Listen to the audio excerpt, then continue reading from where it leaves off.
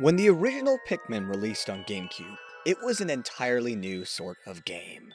Combining a variety of influences, Pikmin was born mostly out of real-time strategy and action-adventure roots. And since this very early entry, Pikmin has sat somewhere between those two playstyles.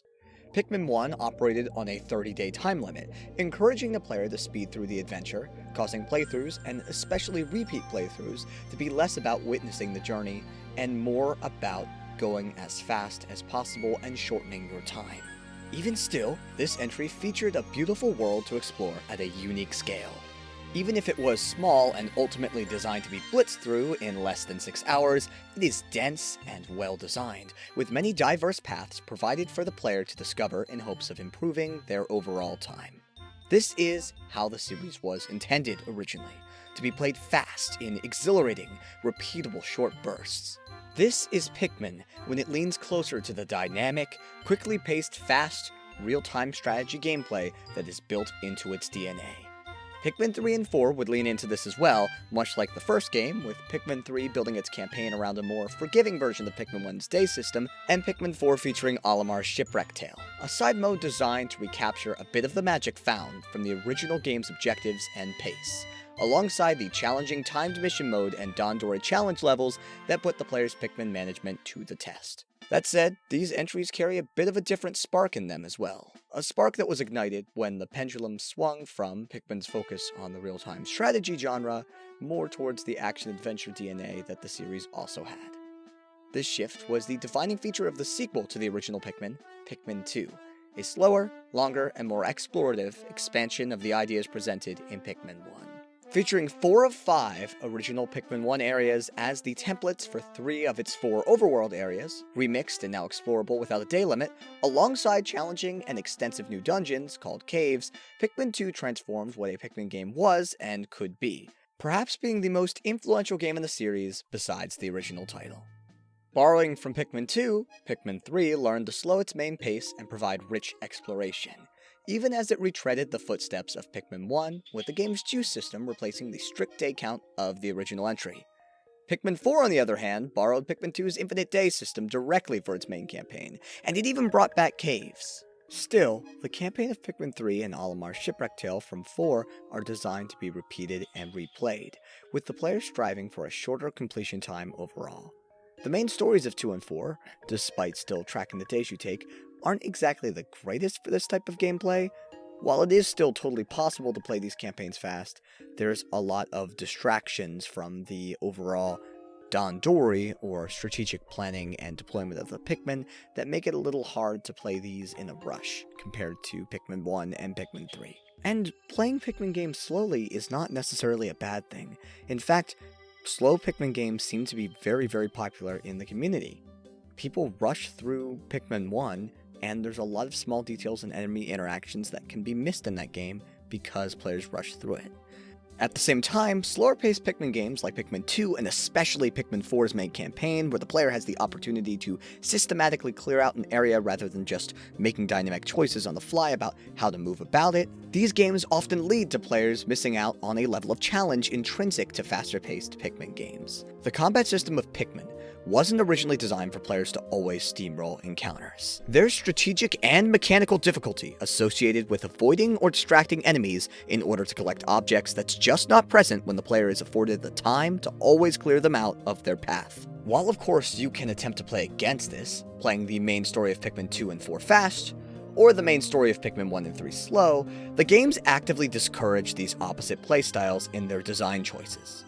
The caves in Pikmin 2 and 4 halt all surface activity when entered, for example, breaking any multitasking and Dandori on the surface every time you enter a dungeon. On the other hand, Pikmin 1 and 3 push the player along with their day system. In addition, the level design of these two different playstyles, fast and slow, are decidedly different. Pikmin 1 features areas with many branching paths and solutions designed for replayability and multitasking. For example, collecting many ship parts in the game's first full area, the Forest of Hope, can be done from different angles depending on the player's playstyle. To get the shock absorber, for example, one of the first ship parts accessible in the game, the player can throw Pikmin up this ledge and walk through the water, serving as a tutorial for verticality. Alternatively, the player can just wait for blues and bring their squad directly through the water. Once up the top, they can exit off this ledge back where they started, or they can drop down on this ledge and explore the back area of the Forest of Hope early. That back area of the Forest of Hope typically is explored by taking down these bomb gates and this wall, but it can be accessed very early by going this direction instead. Pikmin 3, while not being as tightly designed in this regard, still encourages the player to find their own way to tackle challenges in their own order, with an intense focus on multitasking with the introduction of the Go Here feature. Given the game's sprawling overworld maps, it encourages players to take full advantage of the 3 leaders in their squad to clear out the objectives as quickly as possible. Contrast this to most treasures in Pikmin 2 and 4, which cannot be grabbed while doing something else and require the player to be in a certain cave floor to get them, and the difference between playstyles through the level design and gameplay loop become apparent. Pikmin 4 does a lot to amend this, making the caves significantly shorter with a lot of the treasures more condensed, but even still, you can't do anything on the surface while you're in a cave, and entering a cave breaks the surface gameplay flow. This is to say that these faster-paced Pikmin games are defined by their area flow and feel. One aspect where Pikmin 4 fails in its Olimar Shipwreck Tale missions is in achieving this flow, as those areas are designed to have their flow broken by entering caves in the main campaign, and they're only repopulated and retooled for this new side mode, not built from scratch specifically to achieve this Dandori surface flow. Though this is partially alleviated by the movable base present in the title and the Go Here functionality.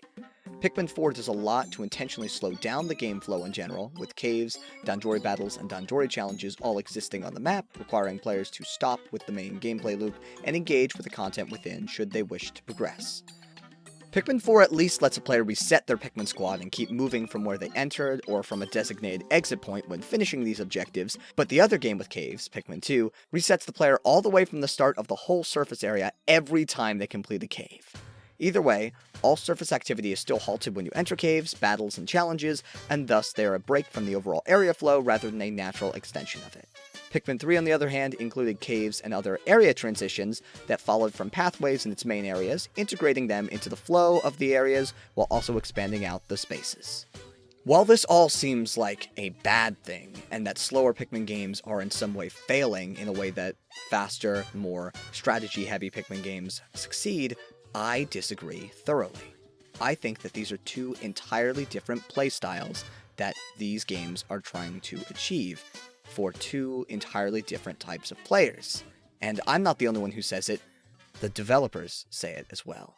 The first part of the Pikmin 4 Ask the Developer series, released just before Pikmin 4, was literally entitled Pikmin 1 People vs. Pikmin 2 People, and it was all about this dichotomy, with the faster playstyle being coined as time management, and the slower playstyle being coined as type management. I think these labels perfectly align with our fast and slow experiences, so it's clear that this dichotomy has been considered by the dev team at length. Pikmin 4 overall attempts to marry these 2 playstyles, though it much more heavily leans into the Pikmin 2 approach. The Pikmin series has always been, from the start, a contrast between exhilarating, heart-pounding action where the player thinks up strategies on the fly, constantly aiming to improve, taking risks with the lives of your Pikmin, and slow adventuring through a serene world to explore and relax, doing all in your power to preserve the lives of your Pikmin, even if it makes the pacing even slower. Both of these approaches have their merits, and they both draw directly from Pikmin's roots of real-time strategy and action-adventure. Fundamentally, however, they present much different experiences, and the inherent differences in these experiences have led to a clear divide amongst fans. There is simply so much debate in the community about whether fast or slow Pikmin games are better. Some Pikmin players simply despise the time management style games, seeing their gameplay loop as too stressful and unappealing to what they love about the series. These players love being immersed in exploration, and among these players, features like Piklopedia or the Treasure Hoard are extremely popular, as they invite players to get lost within the world. On the other hand, some players despise the type management titles, finding the slow and deliberate gameplay boring and a far cry from the timed RTS elements that made the series so unique and replayable in the first place. That said, I believe there's a way to marry these 2 approaches as a player. The method is simple. Play a type management Pikmin game like it's a time management Pikmin game, or vice versa. Pikmin 2 is built to have an infinite time limit, but it doesn't need to be played that way. Try paying off the debt in as few days as possible. Set a 30-minute timer to get through some of the caves. Sure, the difficulty may be brutal, but there's going to be more of a challenge to the Dandori aspect to doing things this way. And if this isn't your cup of tea, projects like Pikmin 2 Caveless exist. While not perfect, they do transform the game's overworlds and remove the caves entirely. In Pikmin 4, try collecting all of the surface treasures at once in an area, even if you have to set this up over a day or so. When only the demo for Pikmin 4 was out, we found ways to do this so that way we could see as much content in Pikmin 4 at once as possible, since collecting all of the treasures at once meant that the demo could go on rather than ending early. The first area was even 100%able in the demo in this way. On the other hand, in terms of slowing down faster games, it's even easier. Pikmin 3, despite having a day limit, has a high day cap, so a player theoretically can take a significant amount of time to beat the campaign. If you ignore the pings on the map and explore it at your own pace, for example, there's tons of detail to notice that you might otherwise miss. Take the time to appreciate the individual Pikmin building bridges, and search for hidden murals and cool photo locations using the cope pad. Avoid using Go Here, or even splitting up your party all too much, and just watch as the game transforms into a slow, more relaxing experience. It's pretty easy to build up a large juice buffer, so there's not much pressure. Take the time to tackle the bosses over a number of days, and don't worry about bringing back their spoils immediately. When the game opens up at the end, take your time collecting every fruit for the best ending before approaching the final area. Even the mission mode levels let you go into overtime with Deluxe, so don't stress about completing them in time. Just go slowly and see what there is to be seen. But what about Pikmin 1?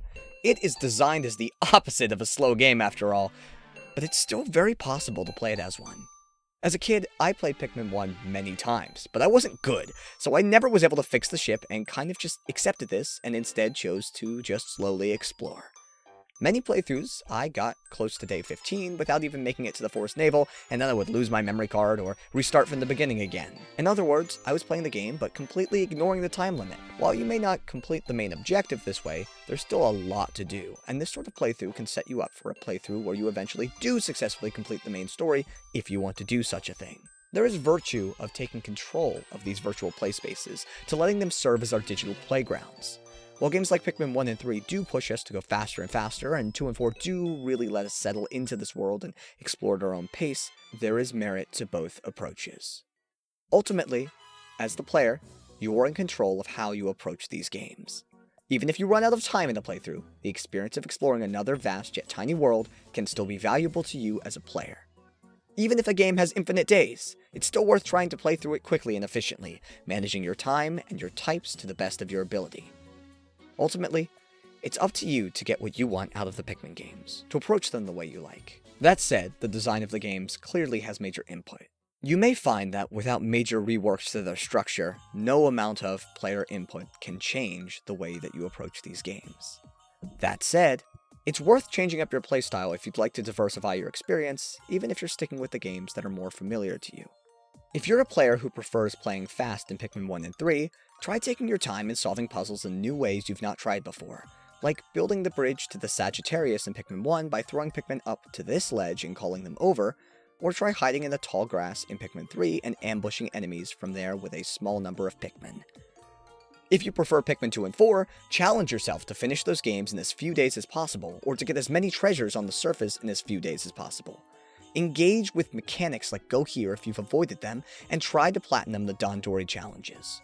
Ultimately, these switch-ups are not a bad way to play these games, and they'll provide you with perspectives within this familiar world that are new and unique. Even within the games familiar to you, these new ways to play can open up the doors to the rest of the Pikmin series. If you've been hesitant, there's no better time to do this than now with all of the Pikmin games on Switch. But what do you think? Do you think that these approaches cannot be unified without major changes to the games? Do you think that they really are too disparate to put together?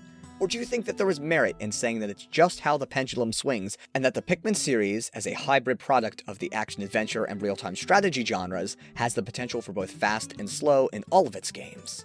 Please, let me know in the comments below. Anyway, I'll stop rambling and end things here. My name is Vantage Emblem. If you enjoyed this, leave a like and subscribe, and I'll catch you in the next video.